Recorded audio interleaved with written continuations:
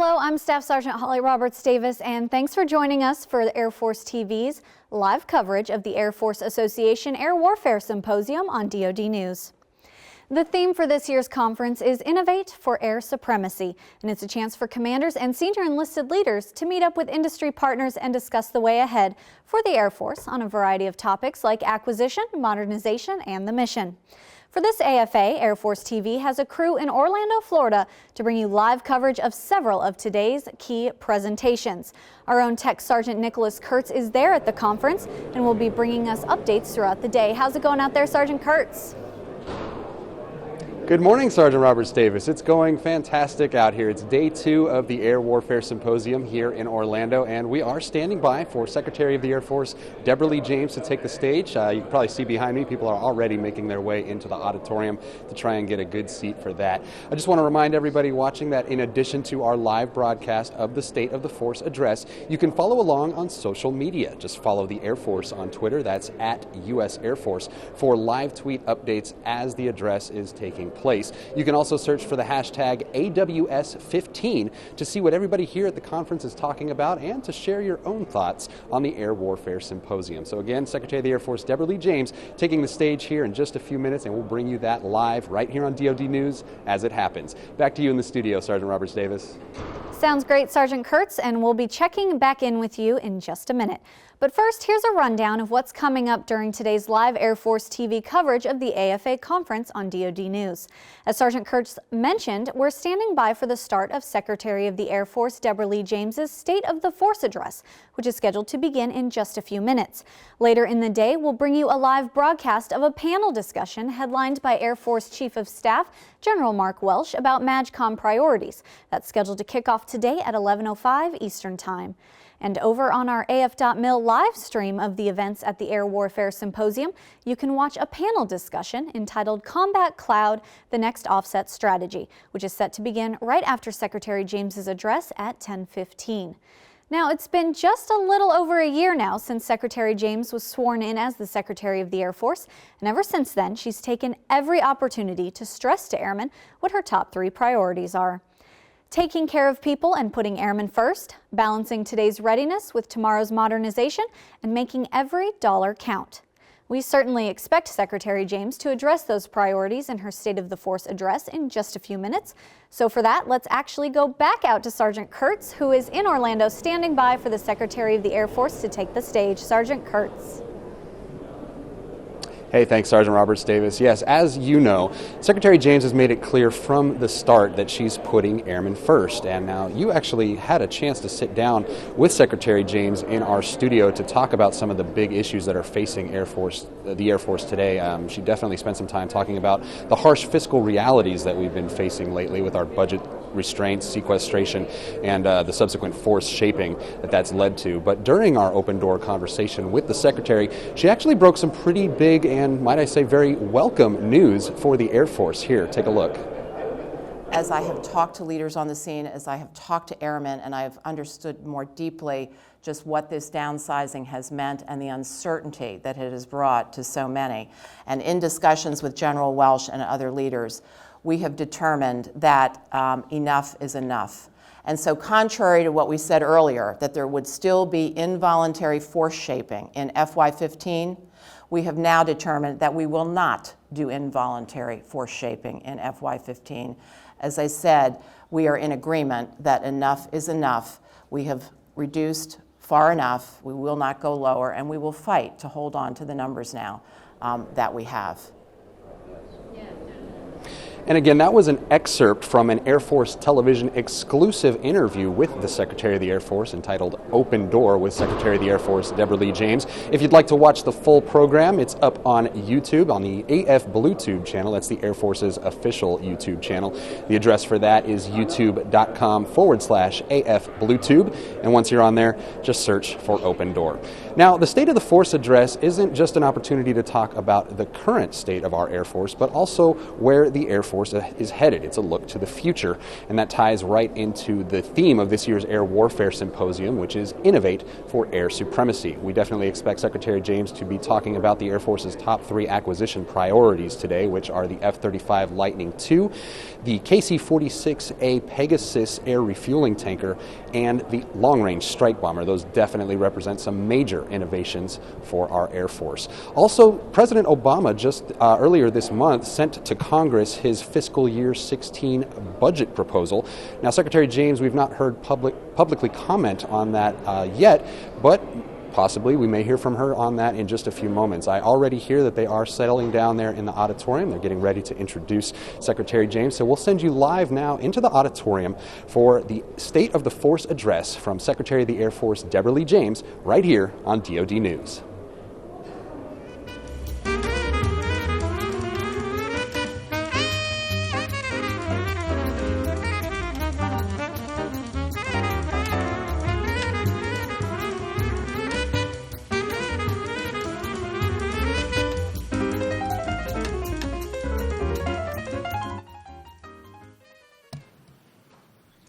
Ladies and gentlemen, Scott Van Cleef.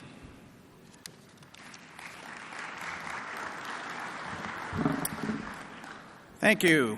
Our next speaker is the 23rd Secretary of the Air Force, is responsible for the Department of the Air Force, including the organizing, training, equipping, and providing the welfare for more than 690,000 active duty Guard, Reserve, and civilian airmen and their families. She also oversees the Air Force's budget of about $110 billion. Please welcome to the stage Secretary of the Air Force and a great supporter of AFA, the Honorable Deborah Lee James.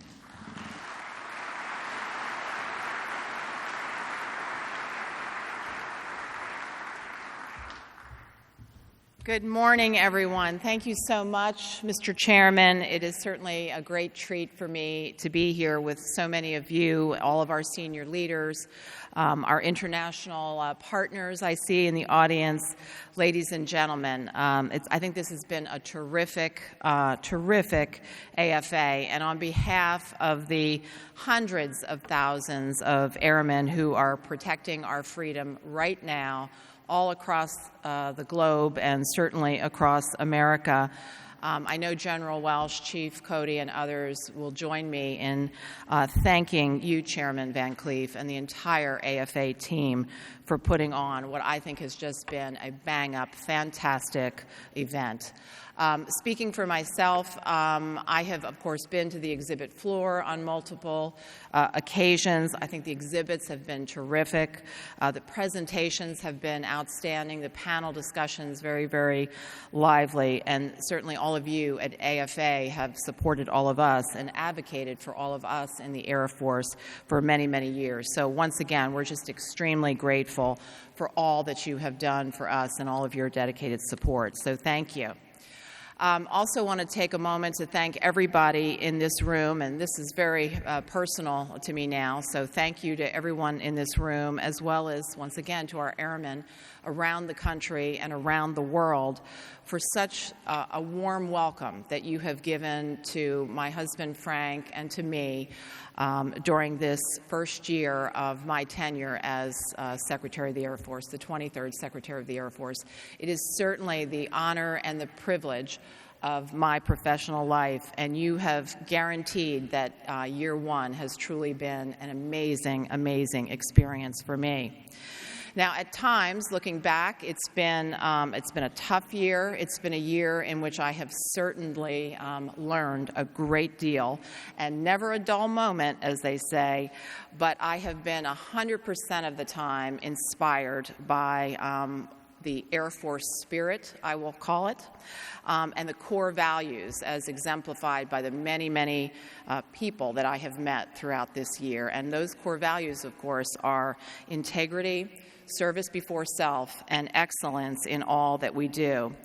Also, thank you to what is just an absolutely superb team. I mean, who could hope for better than General and Mrs. Welsh, for Chief Cody and Athena, for the great civilian leaders that we have, the assistant secretaries like Bill LaPlante, who just spoke to you, the general officers, our major commanders, and other general officers, and our senior NCOs as well.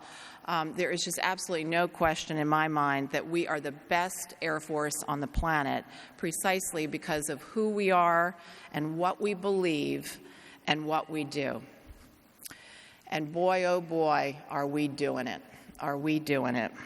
Today, our Air Force is fully engaged in joint operations around the world. So whether we're talking about this fight against ISIL in the Middle East, or contributing to a strong NATO, always the necessity of a strong NATO alliance, or deterring possible conflict in the Asia-Pacific region, or it might be humanitarian disasters anywhere around the world, or the very important mission of protecting Americans right here at home. The demand for what we do in the Air Force, the demand for our capabilities across all three of the warfighting domains, which remember, air, space, and cyberspace, that demand is going up, up, up. It is big time increasing. So in short, the way I put it is everybody wants more Air Force. With that said, you heard General Welsh very eloquently yesterday talk about how all of this is happening at precisely the time when we have reduced end strength to the point of actually making us the smallest Air Force that we've ever been since our birth in 1947. As someone who a year and a half ago was still on the outside and preparing to come into government, I had been in government before. I considered myself quite knowledgeable, but I had no idea that the ranks had been reduced to quite this level. You also heard General Welsh talk about our aging aircraft. The average age is about 27 years, and that's the oldest that they have ever been in our history.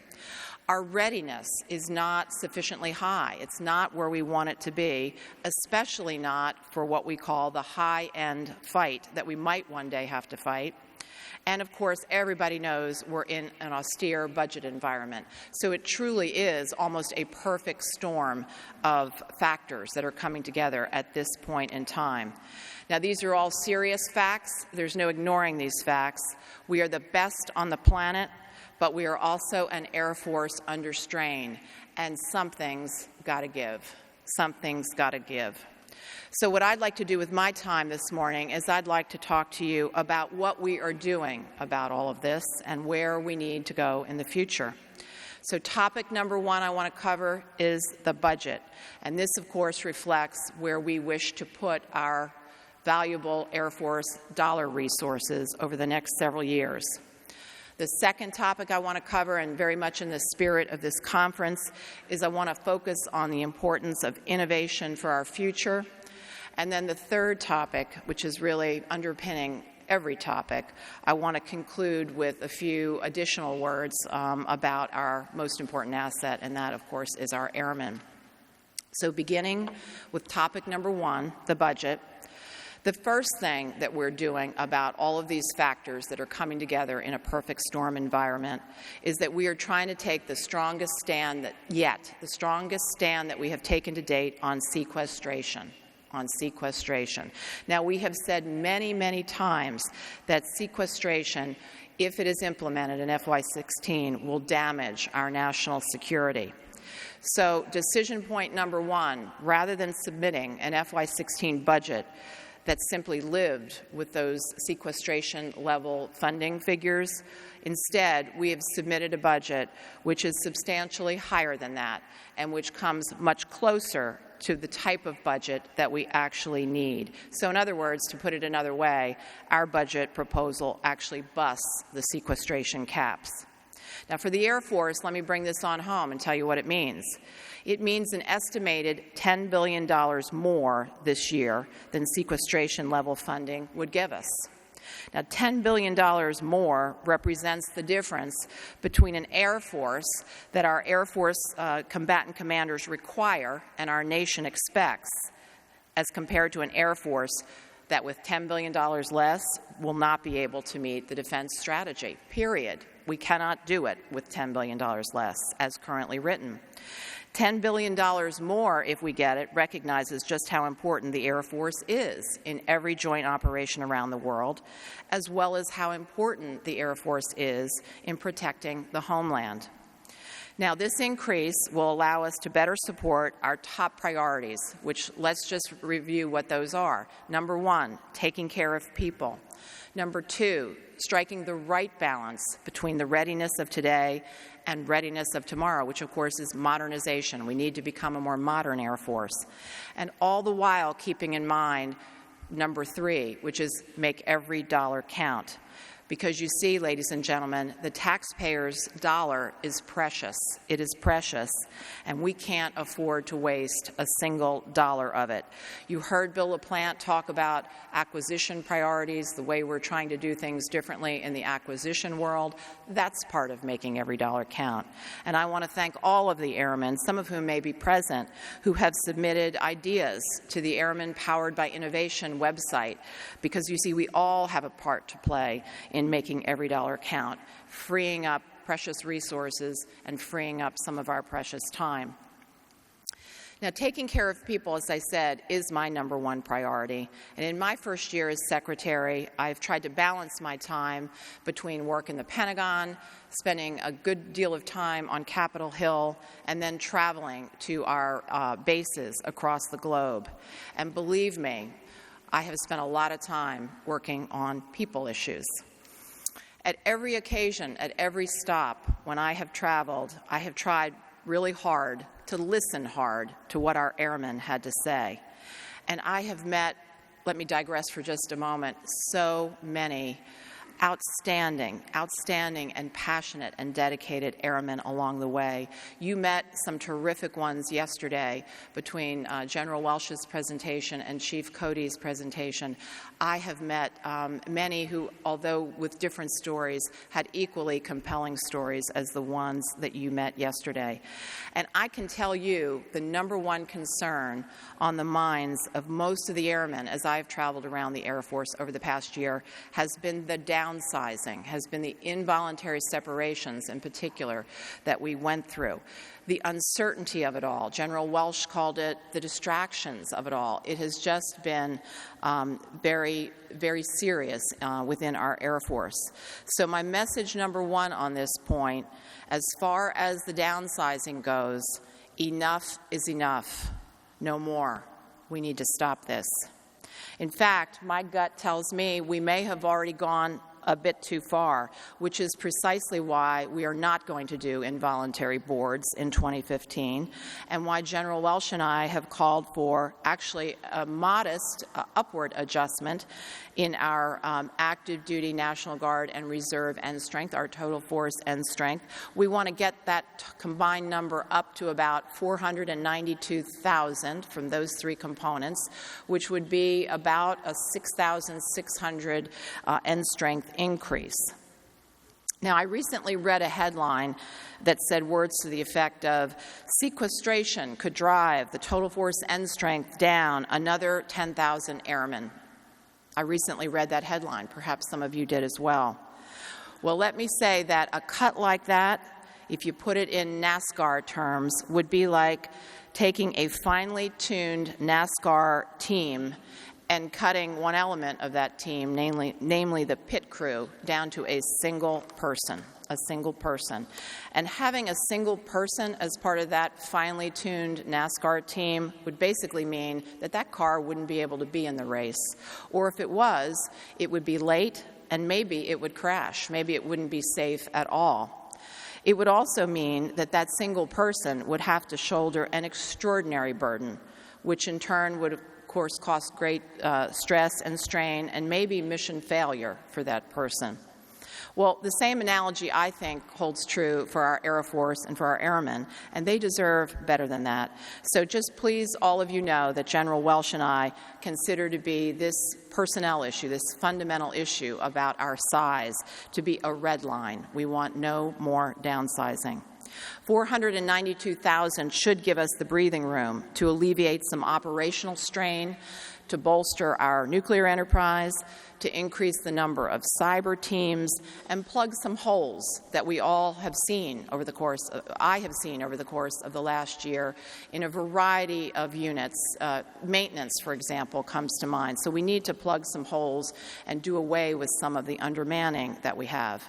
Now, for the National Guard and Reserve, our overall plan, among other things, would buy back some F-15Cs for Air National Guard units, and we would also seek to actively associate them.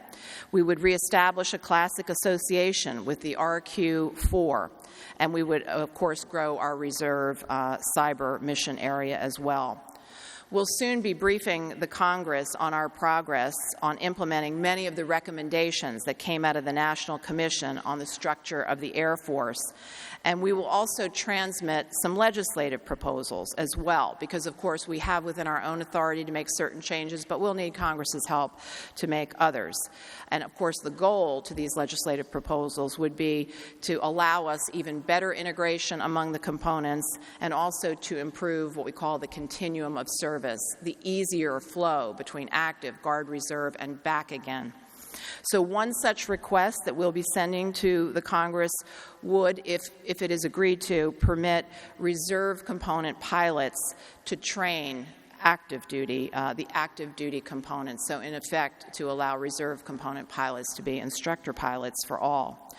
Our budget would also expand services in the people realm in such important ways as sexual assault prevention and response teams and the overall program. We're also got solid funding to support child care facilities, fitness centers, educational benefits for military and civilian personnel. You heard Chief Cody foot stomp that yesterday. Infrastructure projects that are going to benefit airmen, along with a 1.3% pay raise for both military and civilian personnel. And of course, we also have our specialty pay program. That's actually going to be going up in terms of the dollars, covering a number of areas. You've heard us talk recently about the importance of the remotely piloted aircraft area and, of course, certain of the nuclear specialties. So we will have a solid program for specialty pays as well.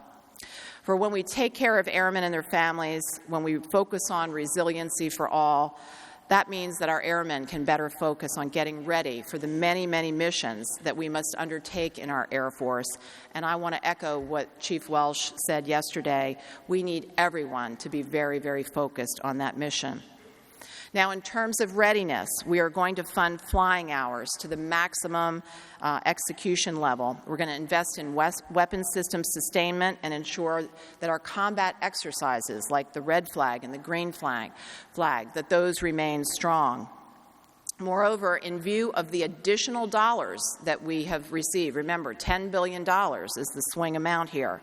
In view of the additional dollars, as well as changed world circumstances, like the fight against ISIL, like the new concerns concerning Russia, our budget will also ramp up support to meet our combatant commanders' most urgent needs, what they tell us they need most, which includes support for 60 steady-state ISR patrols, as well as extend the life of the U-2 and the AWACS programs. So ISR, this is what our combatant commanders tell us is their most urgent Air Force need.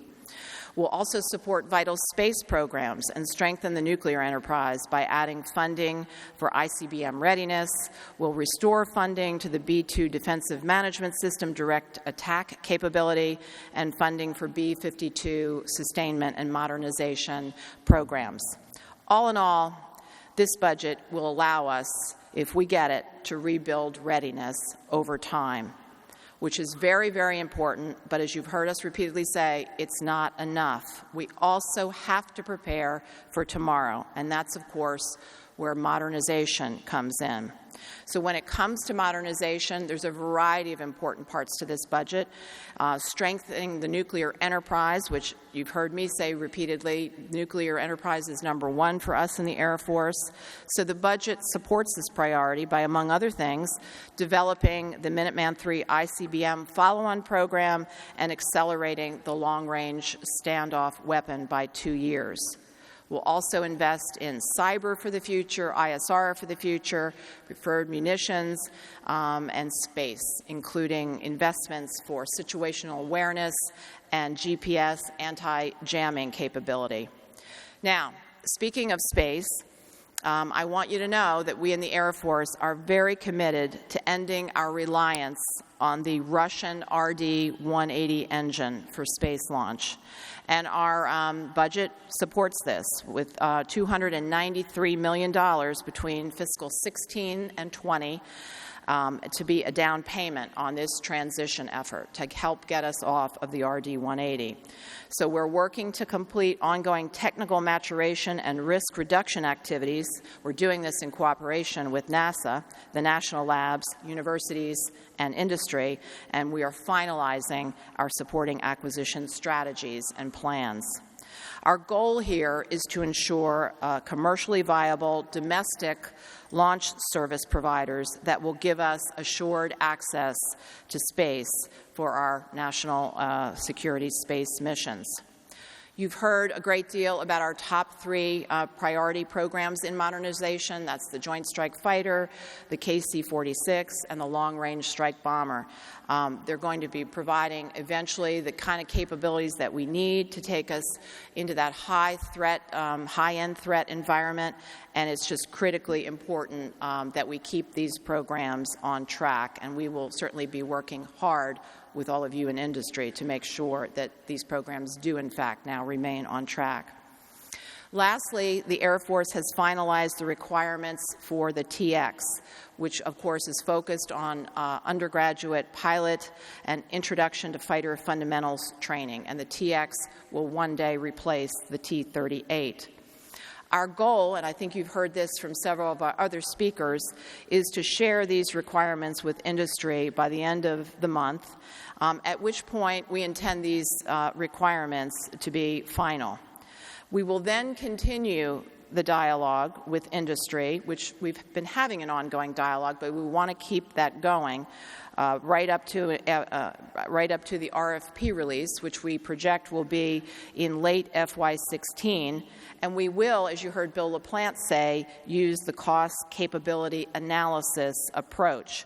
Because you see, in this way, we intend to make well-informed judgments about whether or not various incremental changes in capability, or increases in capability, I should say, are worth it from the cost perspective and the capability perspective.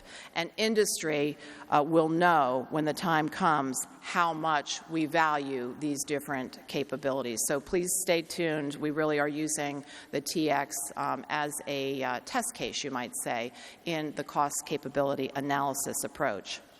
So all in all, I think there's a lot of good in this budget, but it's not perfect. Truth in advertising, it's not perfect.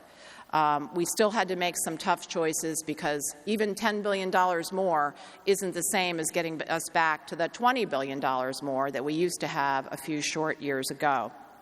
So when it comes to the tough choices, for example, we are once again asking to phase out some of our older aircraft. We're asking to slow the growth in some of the compensation programs, and we're calling for a round of base closures. None of these choices are popular. They are all controversial. But when you don't have enough to do it all, you have to make priorities. And if sequestration hits us in FY16, it will be even worse. There'll be more tough choices to come. And indeed, as I said earlier, we will not be able to meet the operational requirements of the current defense strategy.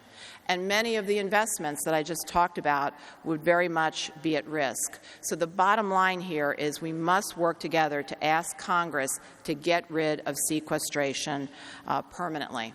Just a few of the even tougher choices that we would be forced to make if sequestration is not lifted.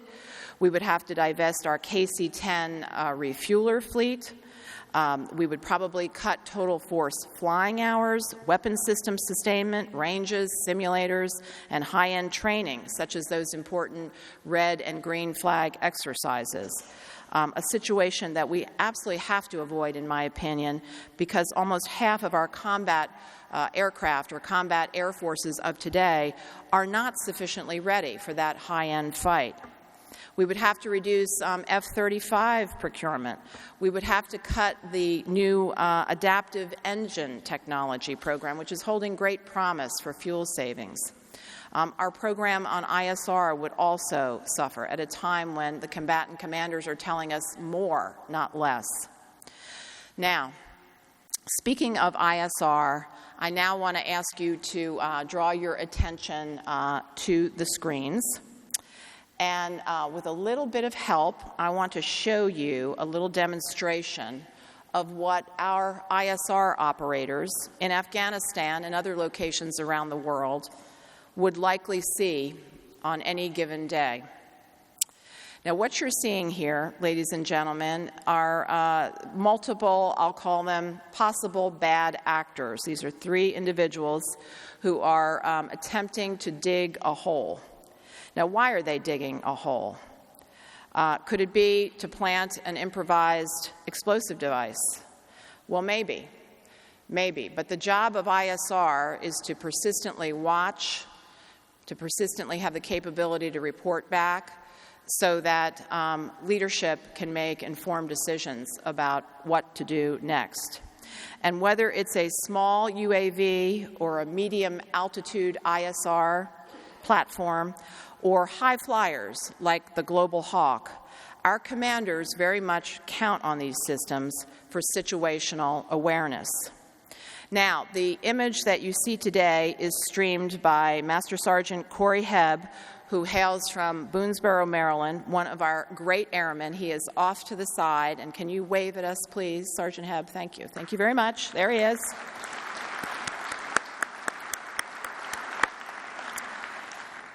This fine airman is a defender, and he is assigned to the 820th Base Defense Group, 820th Combat Operations Squadron at Moody Air Force Base in Georgia, where he lives with his wife Fallon and his 2 beautiful sons, Tristan and Canyon.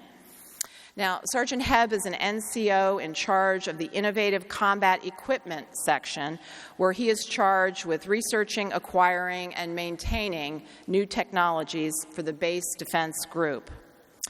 The RQ-11B, or Raven B, which you can see on the tripod right over there, is just one example of the sort of ISR equipment our ground commanders and our sister services really rely on these days to make timely battlefield decisions.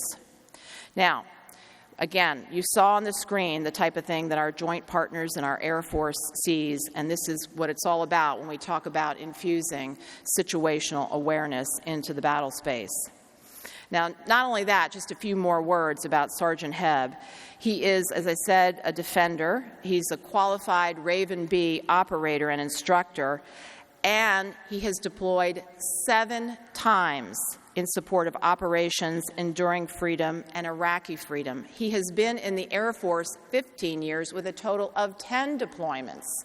So this is an extraordinary airman. He's done extraordinary service, and I want you to remember the number of deployments I just said. That is an extraordinary sacrifice and an extraordinary time away from home. But again, thank you very, very much, Sergeant Hebb.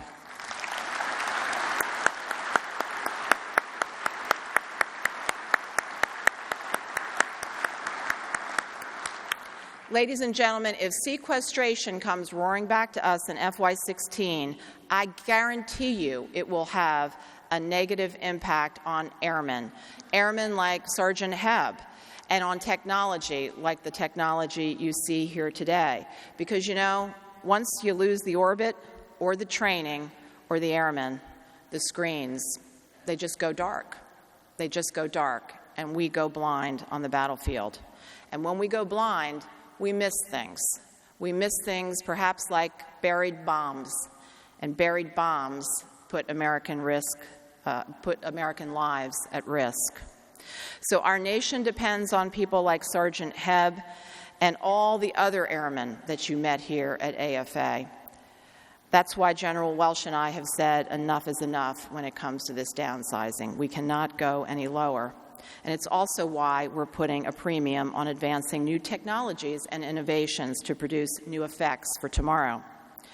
Now, recently, our Deputy Secretary of Defense, Bob Work, spoke at a conference, and he articulated the need to maintain our strategic advantage against potential future adversaries, especially now when we find ourselves in one of the most complex and volatile security environments that I can certainly ever remember.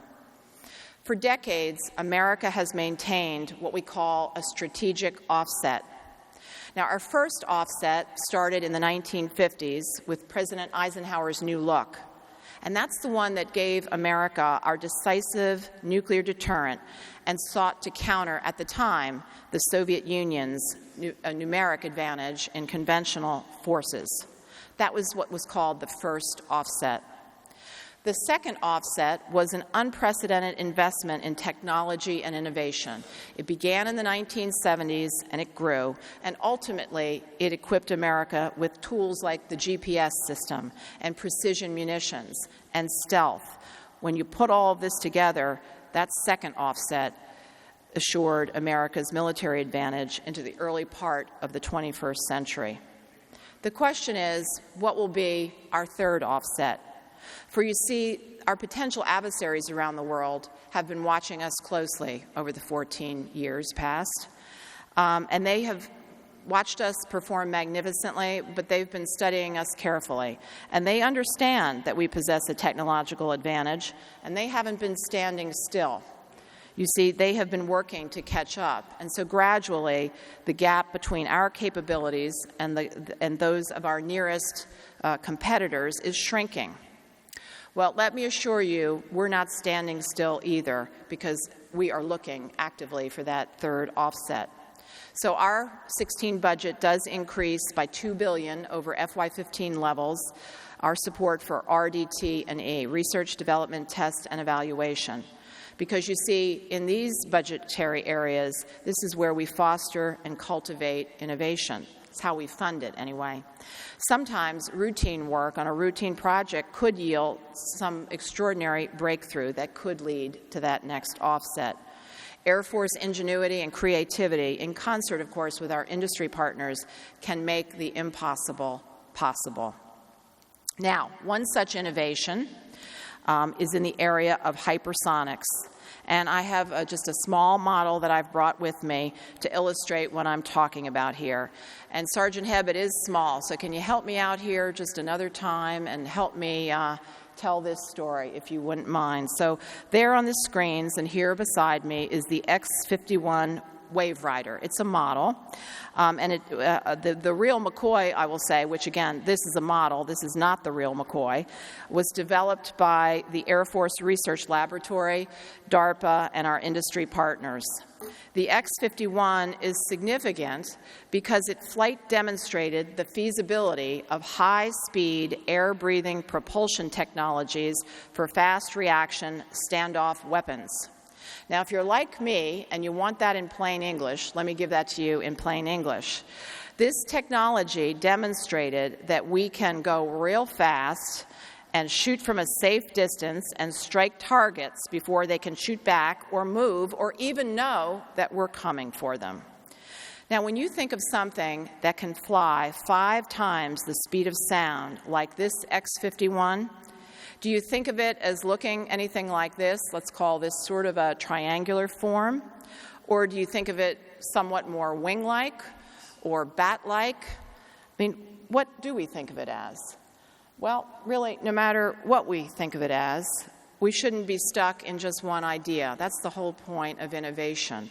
We need to think broadly. We need to innovate. We think differently. Because when you think differently, quite often, the picture changes.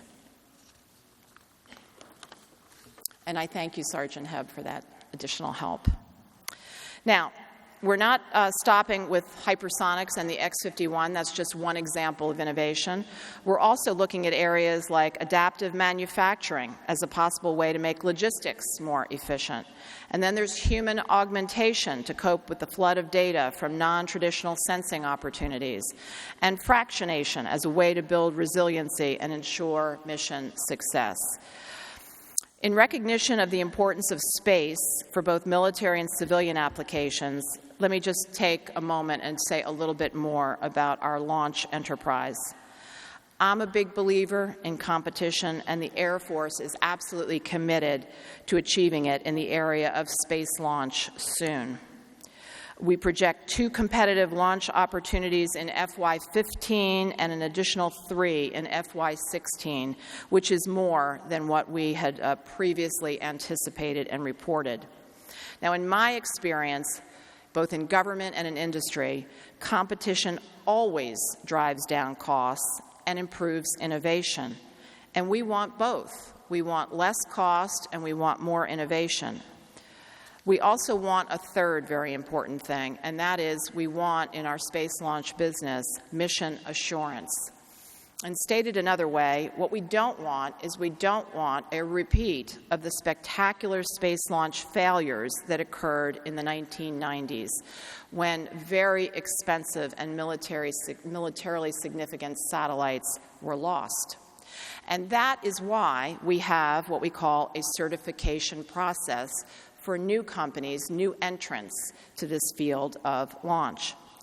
We've been operating under a certification process for about the last 18 months, and we've learned certain lessons from that. And my question is, based on what we have learned, can we now streamline? Can we improve the certification in some way? Can we speed up the process?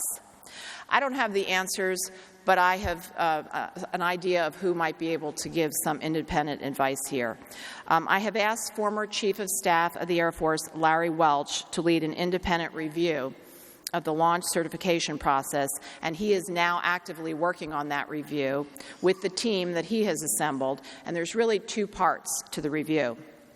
Part 1 is to concentrate on the remaining efforts to get SpaceX certified as soon as possible, and we hope to conclude this part of the Welch review by next month.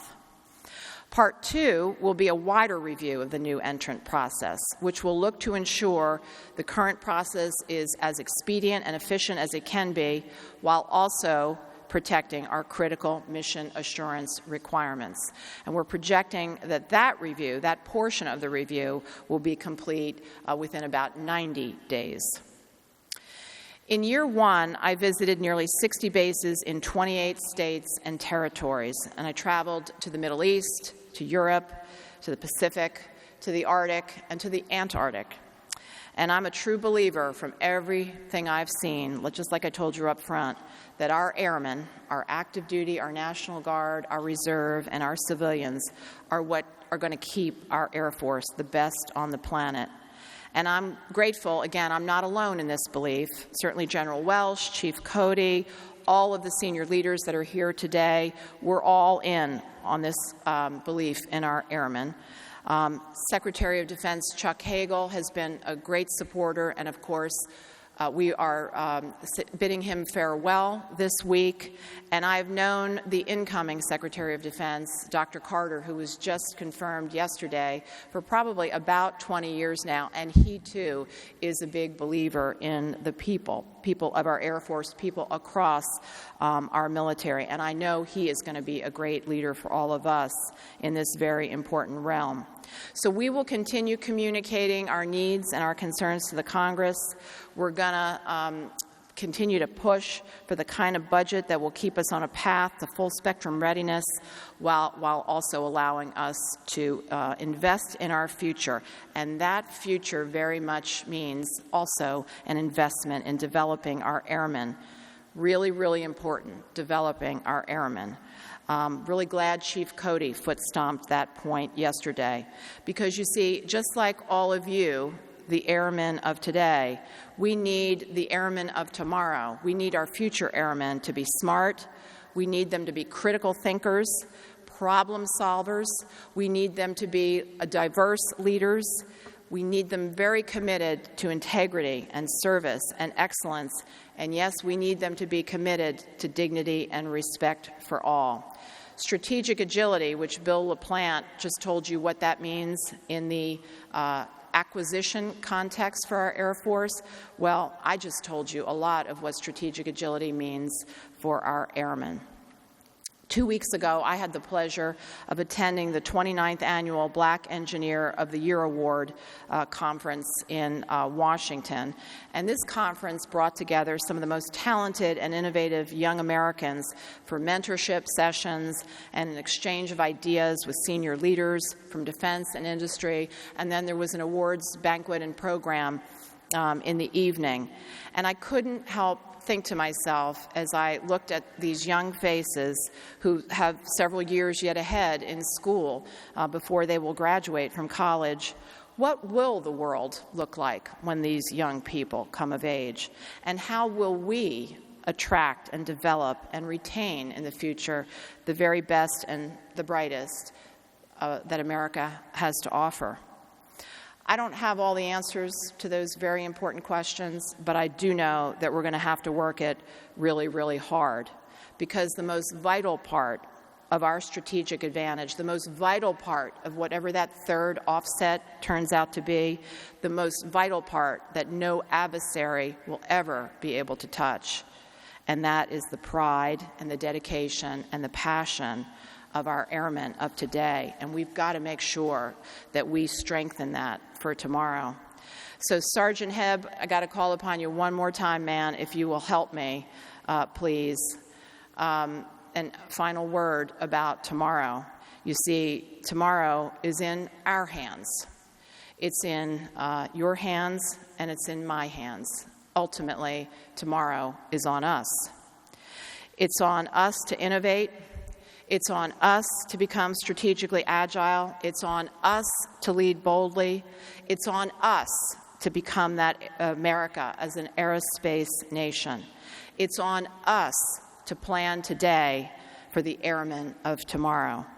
And every single airman, active duty, guard, reserve, civilian, junior, senior, everybody has a role to play. And together, I am certain that we will advance American air power for the next 30 years and beyond. We must, and we will. So I want to thank you for all that you do for our country.